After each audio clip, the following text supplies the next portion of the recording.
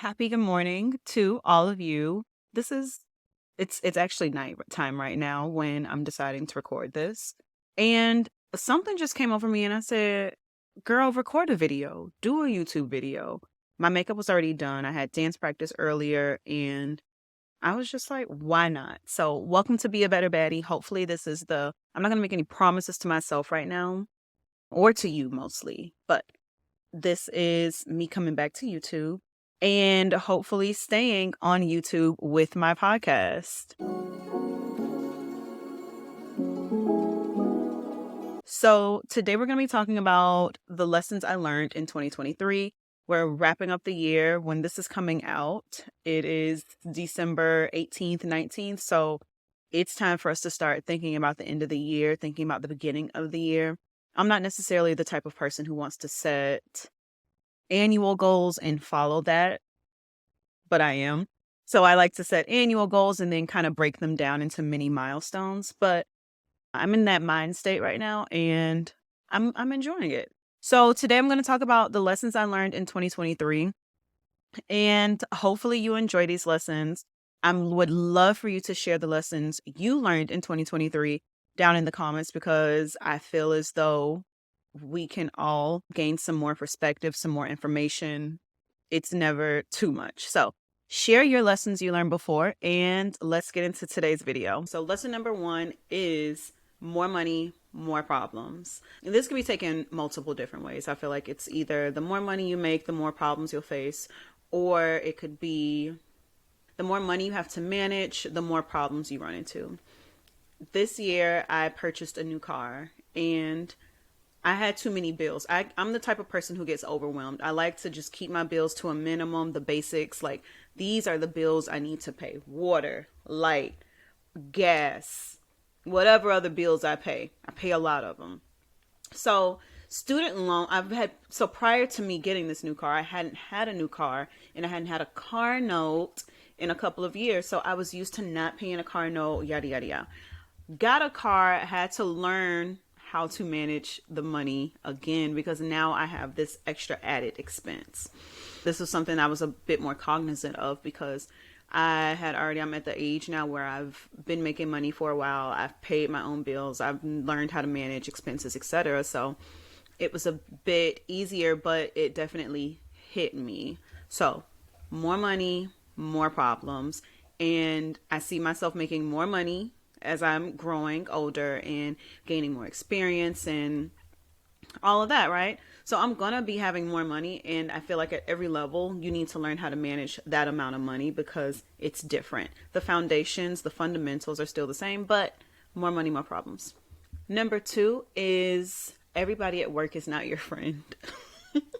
This one clearly has an entire story to it, which I will not share on Beyonce's internet today, but I was in a situation where I thought that the people I worked with were friends, were people who cared about me, were people who knew me, and when push comes to shove, I found out that all of that in fact was not true. Within my professional career, I had always blurred the two lines. So there was no like we are strictly coworkers, we are friends. It was always like, "Oh, this is my friend. Like, we hang out on the weekend, we do all that." But I've come to learn that it's just trauma bonding. Like, you bond with people at work because you are going through this unpleasant experience of working. And when things change or when someone's not happy with you at work, they are not your friend. So I learned that the hard way. And I think right now I am 100% okay with not being friends with my coworkers. And I prefer it that way. I want to keep work separate now. It was a harsh experience for me, but I think it was a lesson I had to learn because I have been blurring those lines for so long. Number 3 is what's the worst that can happen? They say no. Nobody cares if someone says no to them, especially if the worst thing they're going to do is say no to you. Keep it pushing. This applies to everything. Like, when I was applying for jobs, I was applying for any job that I was interested in. And it was literally, I remember there was like a director of diversity at Lululemon. I don't wear Lululemon.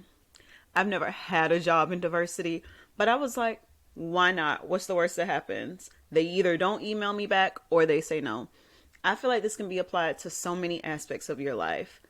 So everyone doesn't necessarily have that muscle to take rejection, because essentially what you're saying is be prepared for rejection. And I know that that is easier said than done.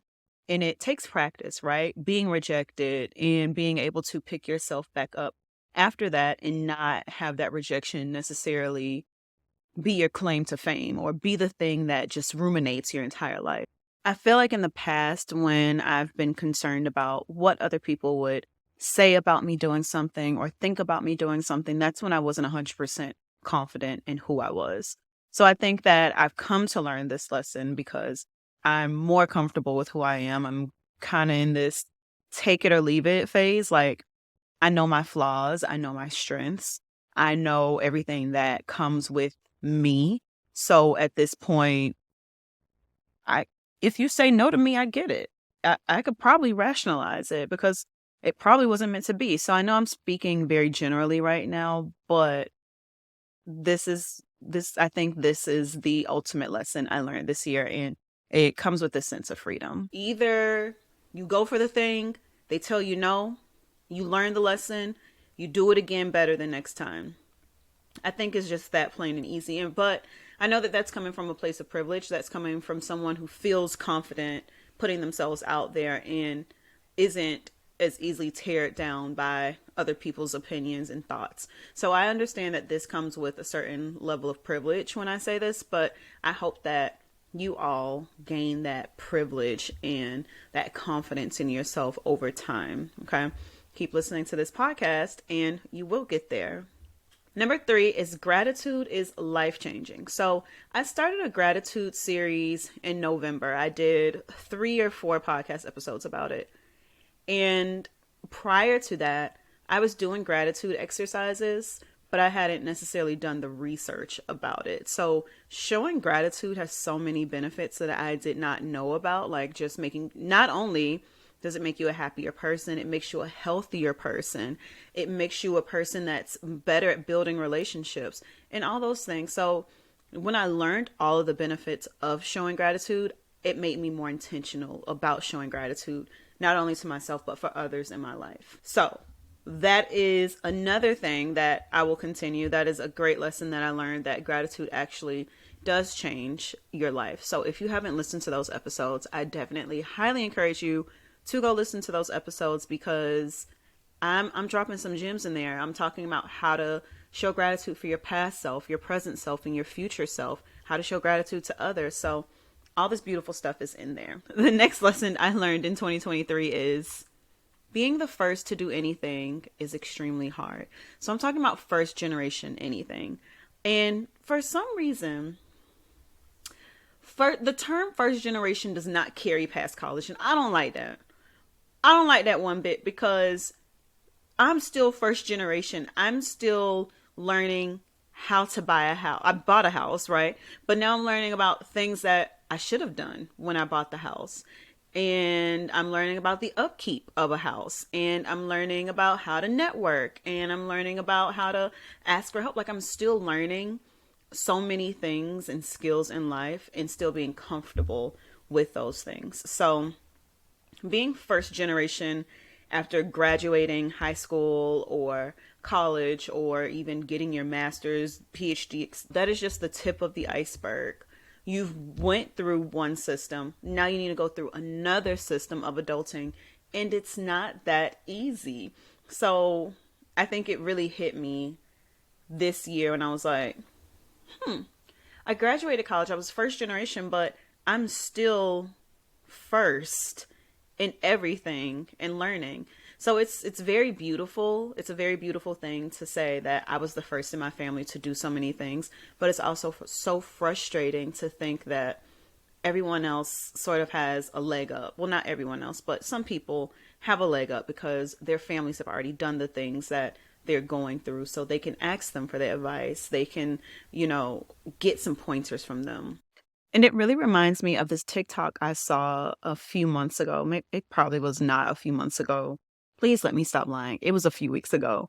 And it was this guy, and he was saying the advice that your parents have for you at some point, like it doesn't matter anymore, because if your parents haven't been in the same rooms that you've been in, done the same things you've done, at a certain point, their advice no longer serves you. And it's so sad to think that, you know, my mom and my dad will never understand exactly what I'm going through working at a corporate job, and the frustrations that come with along with that, etc. Do I think that their advice is still valuable? I do. I think my mom still gives pretty good advice. Am I at the point now I'm kind of like, sis, that doesn't work here. Yes, yes. I'm able to go through the information she gives me. I have more discernment now. So I still appreciate her advice. She's a really good thought partner. I'm able to ask her questions, and she still has empathy for me most times. She still has empathy for me. So I think that was very interesting, because I never thought about that. And yeah, at some point, your parents' advice just can't serve you anymore. So being first generation is figuring out those lessons. And if you choose to have children, then maybe giving them the lessons, and, really starting a new tradition is wild. I don't want to get too deep into it. The next lesson I learned is that friendships and romantic relationships should have similar standards. They really should.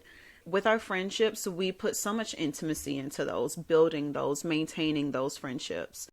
But I think these are the relationships that are the quickest to give up on, or the easiest to find an issue in. And yeah, I've clearly had experience with this year, and of course there are two sides to every story, but I feel as though friends I've had in my life, some of them really let the men that they are romantically interested in slip away with so much more than they allow their friends to do.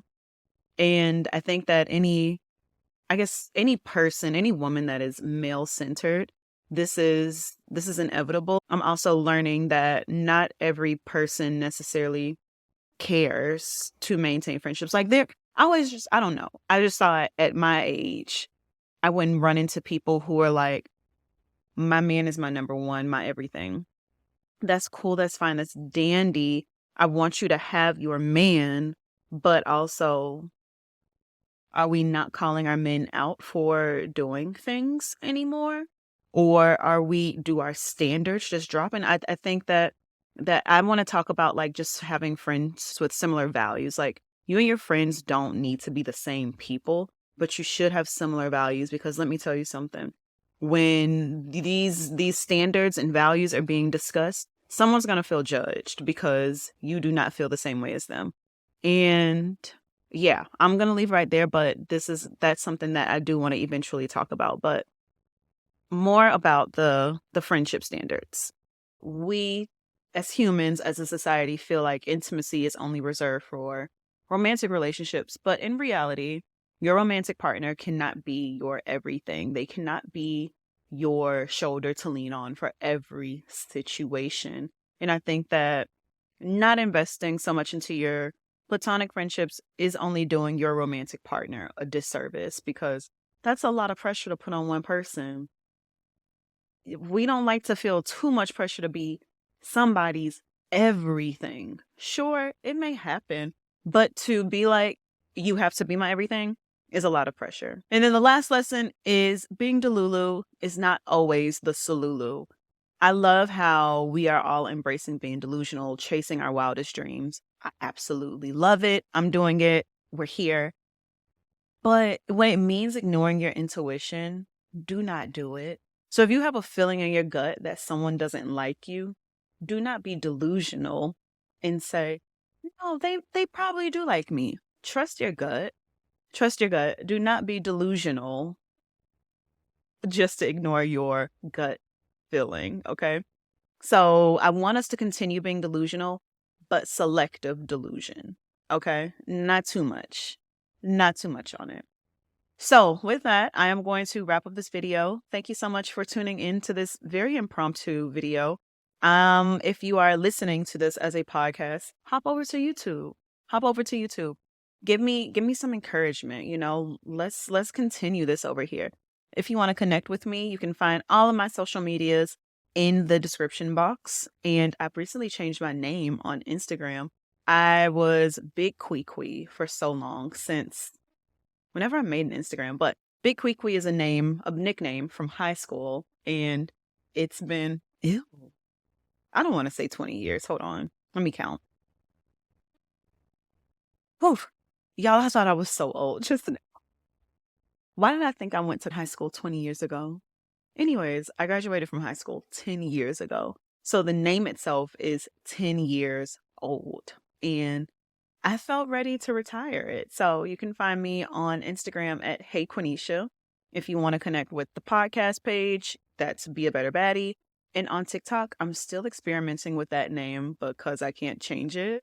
But I am Quenisha T there. So feel free to connect with me on all the social medias and let's be friends.